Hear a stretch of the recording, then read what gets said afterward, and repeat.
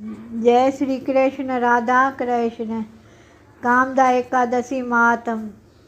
धर्मराज बोले, हे भगवान, आपकी कोटि कोटि बारंबार प्रणाम है। मैं आपसे निवेदन करता हूँ कि आप कृपा करके चैत माह के शुक्ल पक्ष की एकादशी का वर्णन कीजिए। श्री कृष्ण भगवान बोले कि हे राजन, आप एक एकादशी कथा सुनिए जिसको राजा दिलीप ने वशिष्ठ से कही थी।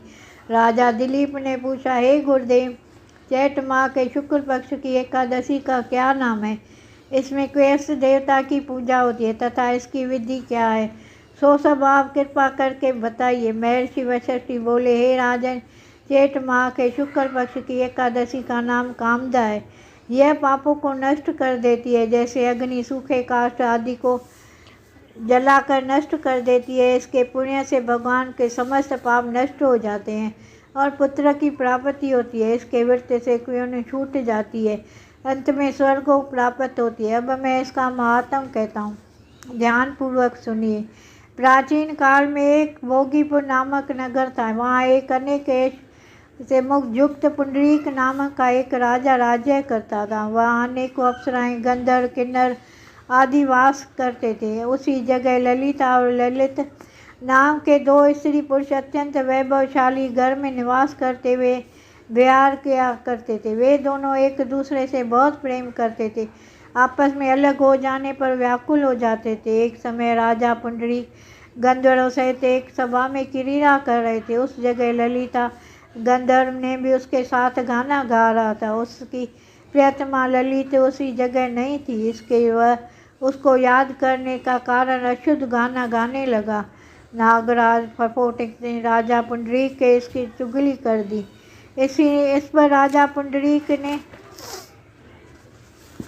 मुनि पुंडरीक, तू मेरे सामने गाता हुआ अपनी स्त्री का स्मरण कर रहा है, इससे तू कच्चे मांस और मांस को खाने वाला राक्षस होगा। तू महापापी, अपने कर्मों का अब तू फल भोग। राजा पुंडरीक के शाप से वह ललित गंधर्व उसी समय एक विकराल राक्षस हुआ। उसका मुख भयानक हो गया, उसके नेत्र सूर्य चंद्र के समान प्रविष्ट होने लगे, मुंह में अग्नि निकलने लगी।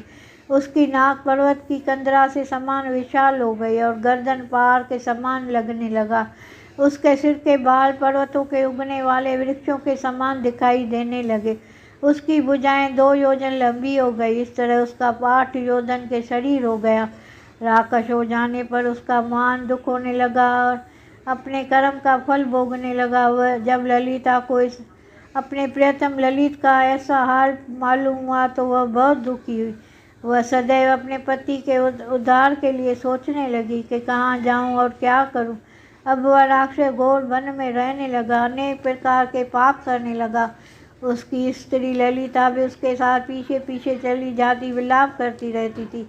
एक दिन वह अपने पति के पीछे घूमते घूमते विंध्याचल पर्वत पर चली गई। उसने उस जगह शृंगी ऋषि का आश्रम देखा। वह शीघ्र ही उस आश्रम के पास गई। उस ऋषि ने सम्मुख जाकर विनय करने लगी। उसे देखकर शृंगी ऋषि बोले, हे शुभे, तुम कौन हो और वह किस लिए आई हो? ललिता बोली, हे मुनि, मैं वीरगंधा नामक गंधर्व की कन्या ललिता हूँ। मेरे पति राजा पुंडरीक ने शराब से एक भयानक राक्षस हो गया है, उसके मुझे महान दुख हो रहा है। आप उस राक्षस योनि से छूटने का कोई श्रेष्ठ उपाय बतलाइए। तब शृंगी ऋषि बोले, हरि गंधर्व कन्या ललिता, अब चैत माह के शुक्ल पक्ष की एकादशी आने वाली है। उसका नाम कामदा एकादशी है। उसके व्रत करने से मन के समस्त कार्य शीघ्र सिद्ध हो जाते हैं। यदि तू उसके व्रत के पुण्य को अपने पति को देती है तो वह शीघ्र ही राक्षस योनि से छूट जाएगा और राजा का शराब शांत हो जाएगा। मुनि के ऐसे वचन सुनकर ललिता ने आनंद पूर्वक उसका व्रत किया। द्वादशी के दिन ब्राह्मण को सामने अपने व्रत का फल अपने पति को देने लगी। भगवान ने इस तरह प्रार्थना करने लगी, हे प्रभु, मैंने जो व्रत किया है उसका फल मेरे पति देव को मिले, जिससे उसकी राक्षस योनि शीघ्र ही छूट जाए। एकादशी का फल देते हुए उसका पति राक्षस योनि से छूट गया और अपने पुराने स्वरूप में आ गया। वह उनके सुंदर दरित वस्त्रों तथा आभूषणों से अलंकृत होकर पहले की भांति ललिता के साथ विहार करने लगा। कामदा एकादशी के प्रभाव से ये पहले की भांति अब अधिक सुंदर हो गए और पुष्प विमान पर बैठकर स्वर्लोक के चले गए। हे राजन, इस व्रत के विधि पूरा करने से समस्त पाप नष्ट हो जाते हैं। इसके व्रत से मनुष्य, ब्रह्म इत्यादि का पाप और राक्षस आदि का योनि से छूट जाते हैं। इसकी कथा व महात्म के श्रवण और पठन से अश्वमेध यज्ञ का राजसूय यज्ञ फलता है। जय श्री कृष्ण। राधा कृष्ण।